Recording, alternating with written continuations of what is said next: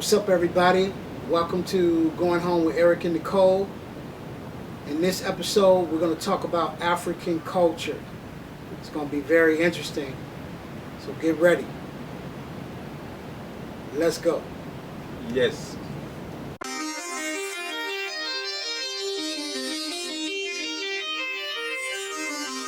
All right, we're here with a bred and born Gambian, and I want to pick his brain to learn more about African culture, and we're going to start with some of his background. So let's jump into this thing.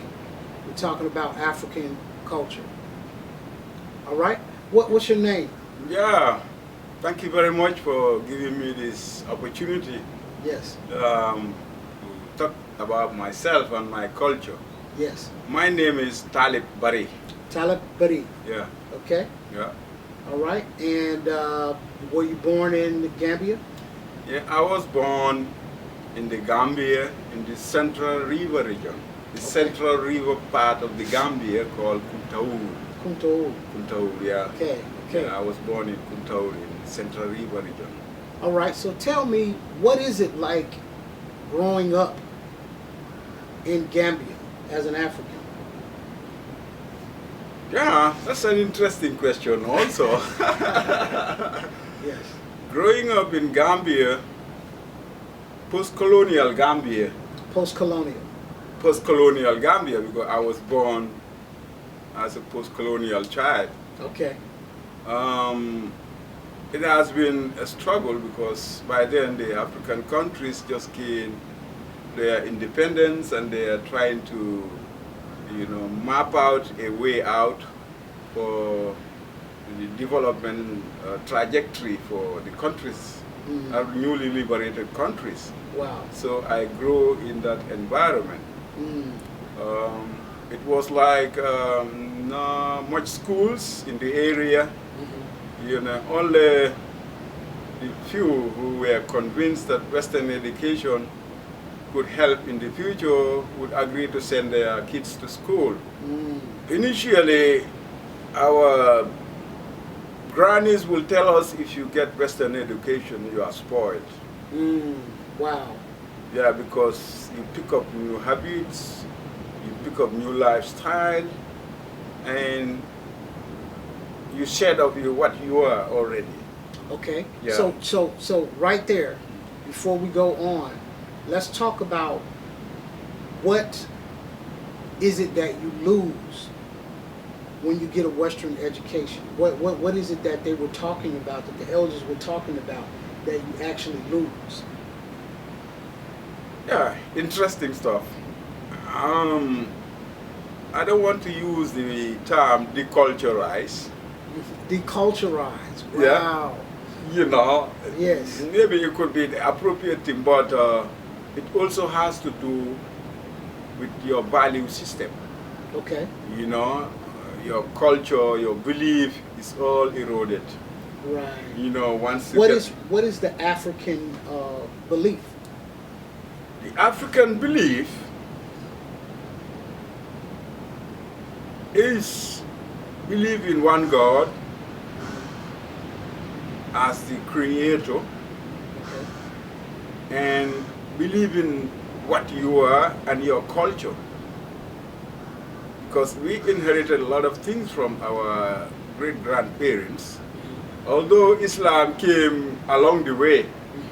And this is why they always taught to us, you have to believe in one God, but we also have our culture that, help us survive hard times,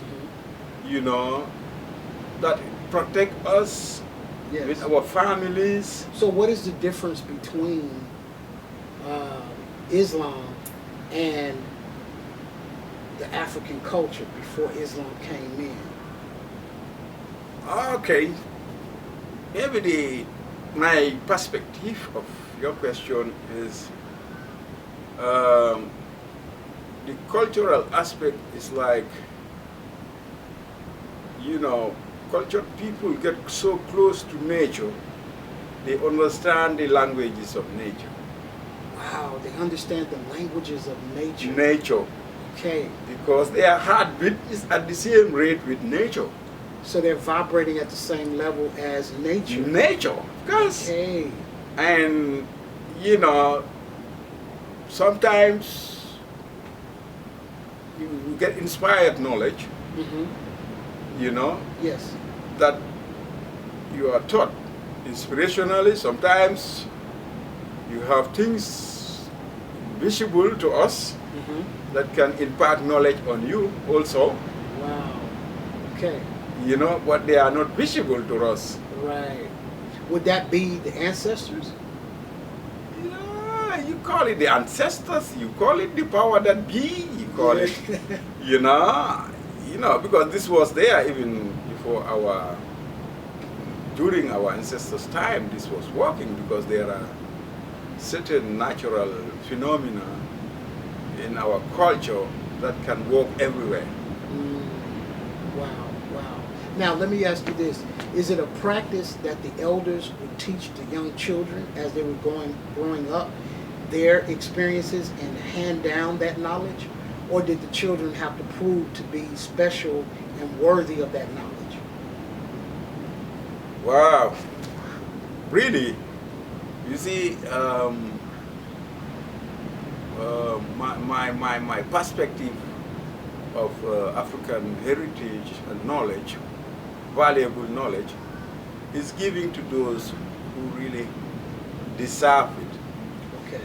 And that is why our ancestors will only give it to somebody that they has hope that he will maintain the virtues and will not be a sellout. So it wasn't just given to everybody. It wasn't given to everybody. Wow. It wasn't given to everybody. So the elders were able to spiritually see and discern in the future that the child that they would hand down these secrets to would keep them safe and would maintain integrity. Yeah.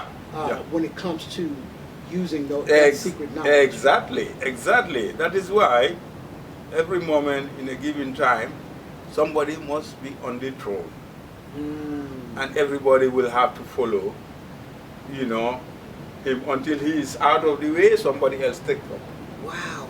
So now let's talk about that, because I wasn't moving in that direction, but let's talk about what have you learned about the kings? Because I don't know whether you were living during that time when your ancestors were actually kings, or someone within your tribe was the king, but I'm sure that you are familiar with how it went. So was that person picked because of bloodline, or was that person picked because the elders were able to discern that they could rightfully rule the throne? Yeah, it's either way.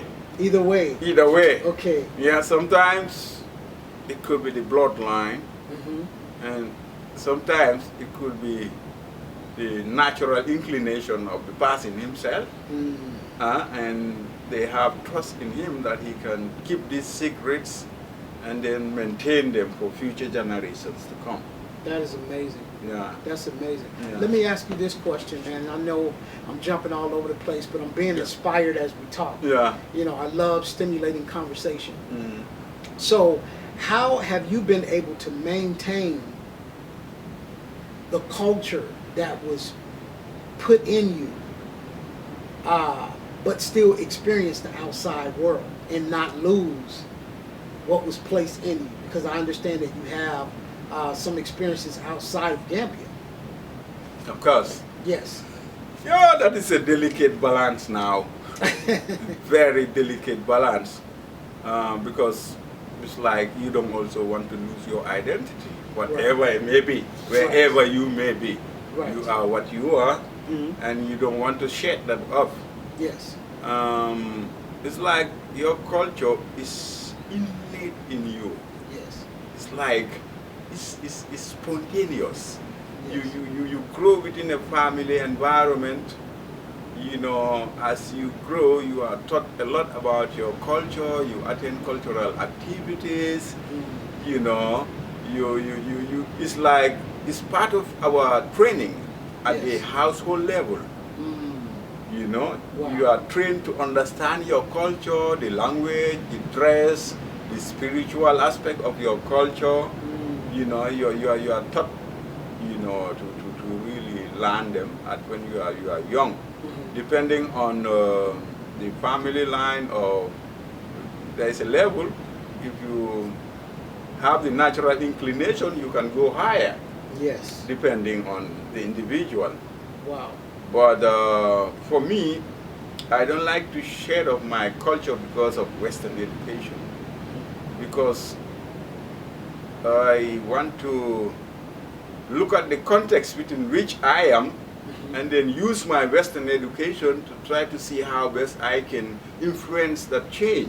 You know, it's amazing, man, not to cut you off, but my next question was going to be, how has your education outside of your homeland helped you? How has it been beneficial, and how has it been unbeneficial? Ah, I would like to talk about the unbeneficial aspect of it. Okay. It's unbeneficial in the sense that I'm not eating my cultural food. And you see, for us in Africa, our food is medicine. Yes. We eat medicinal food. Wow. The food that you eat is medicinal at the same time. Yes, yes. You know, because there's a saying in my culture, they said food is the first medicine. Wow. Once you have medicinal food, you know, you are only bothered with infections and all the things, but internally you are good. Yes. You know, you have good health. Wow. I can tell you my granny lived for more than 130 years. 130 Yeah, years. yeah, Wow. yeah. Wow. She can only extrapolate about her age. She cannot even tell you, but she can tell you maybe after the Second World War, she can associate with major global event, and you try to extrapolate what was the time. Right, that is amazing. Now let me ask you this. Okay. Traditionally, did you guys even acknowledge birthdays? I don't know whether birthdays were even acknowledged. Were they celebrated? No, that is because I know in the Western, in the Western world they're celebrated. Yeah. But are they celebrated, or were they celebrated at a time in Africa? Never. I've never. All my life, I know it's only those who are westernized who celebrate birthdays. Right. But in my culture, I have never. We don't celebrate our birthdays. Can you tell me why? Maybe I could be subjective in that. Okay.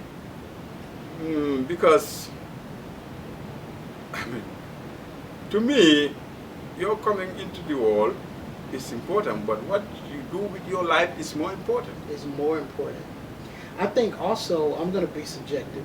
I think also that maybe, you know, and this is just a speculation, that maybe they didn't pay attention to the age, because somehow it would imply that their lives were going to end. Okay.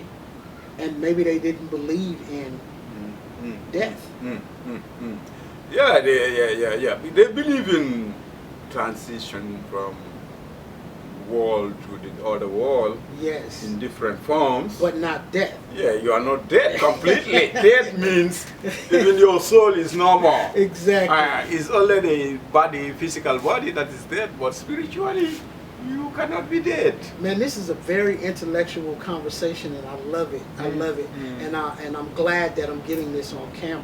Okay. Yeah. So tell me also, you've given me a strong disadvantage of being exposed to Western education as it relates to how it impacted you in terms of eating the food, which we discovered earlier is medicine.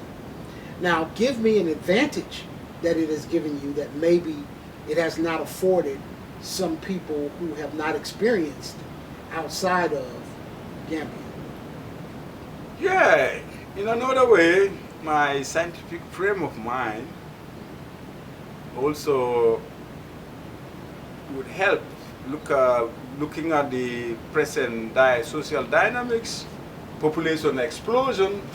You know, there is demographic explosion all over, and there is scarcity of resources. Yes. So one really need to be strategic in thinking in order to really survive it. Yes. So Western education, in a way, help us to plan better for the limited resources that we have, and how to protect our environment also. You know, in that aspect, you know, it's helping us to really understand that we really need to protect our environment. Yes. You know, in that aspect, because initially for us in Africa, we don't know food shortage. Wow. Yeah, but at that time, we were agrarian, growing what we ate and eat all year round. Yes. You know, but with this population explosion, you know, it means there is more demand, you know, and it needs, you know, more strategic thinking to really absorb that explosive population explosion. Wow. Let me ask you this question, man. Those are some very, very insightful points that you've been able to articulate thus far. My next question is, how has it affected the local community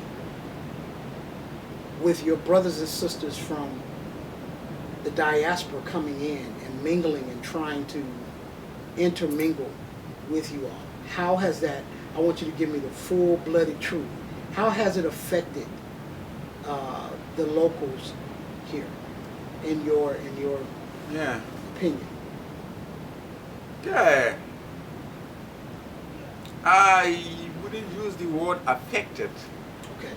I would use the word, you know, integrated. Integrated, okay. In the sense, we also understand these are our brothers. We share the same lineage. Yes. And they have been away to strange land, you know, different mindset, you know, and came back. You know, we look at them and say, oh, this is my brother, real brother, blood brother. Now, let me ask you a question. Go ahead. I don't want to cut you off. Yeah. So, we also pride ourselves that, no, I think we need to let them understand our culture. Yes. That could be a role that we could play. Yes. You know, we can help them understand our culture, understand their culture better, and the livelihood system. Right. Also learn from them in the sense that what Western education can do to somebody. Yes. You know, how it can change your mentality, your worldview, your everything, and you lose your culture. So it also helps us to apply our break in certain ways, not to really look, because the impression given anything cultural is looked low upon, has no value. Well, I think that's for some people. I personally feel like it is of much value. Because it is something that is in my lineage. Great. And if a people would fight as much as the powers that be has fought to disconnect me from my culture, then that tells me within itself that my culture is extremely important and valuable, not only to others, but to me. Exactly. This is what Western education tried to do to you, to look low upon your culture, your values, you know, try to shed them off. But once we see the brothers in the diaspora, we also learn how bad how dangerous it could be to really lose your culture. Okay, okay, awesome. Let me ask you this: is there any value that your brothers and sisters from the diaspora, can you see any value in what they bring to the table? Yeah, of course. I can see a lot of value in what they brought to the table, in the sense that they reinforce in some of their conversation to believe in what you are, not what you are told that this is not good. Right.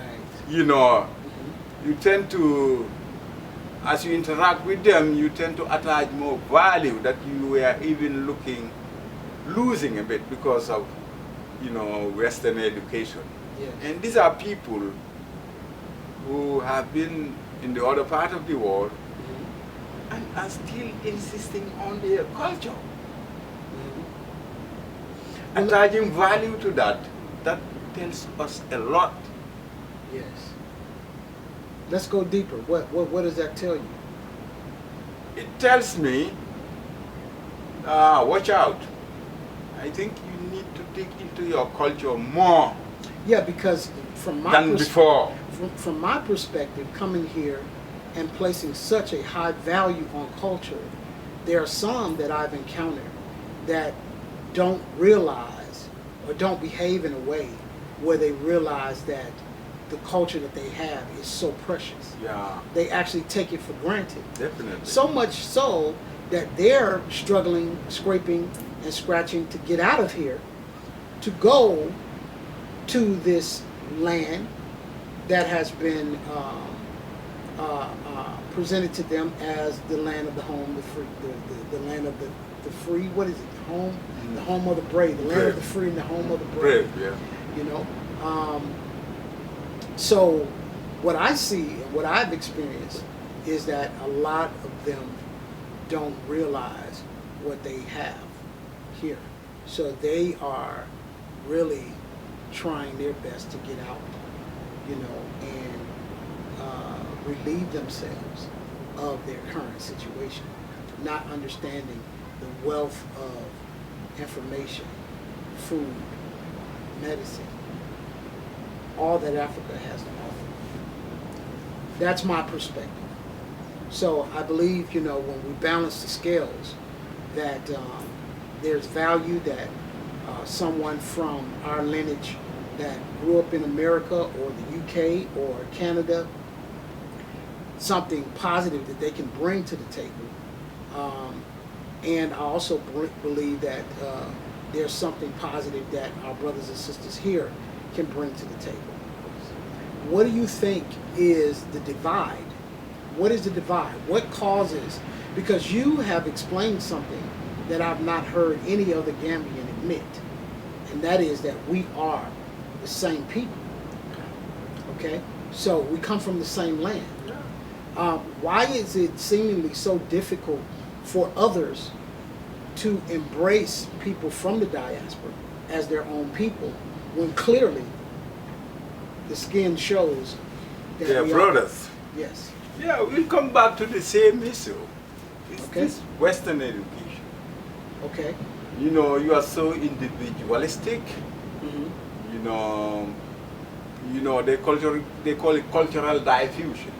Okay. If your culture is diffused Okay. with different cultures, then you develop different value systems. Okay. And this is what mostly affects, brings about such type of people. They don't have attach any value to their culture.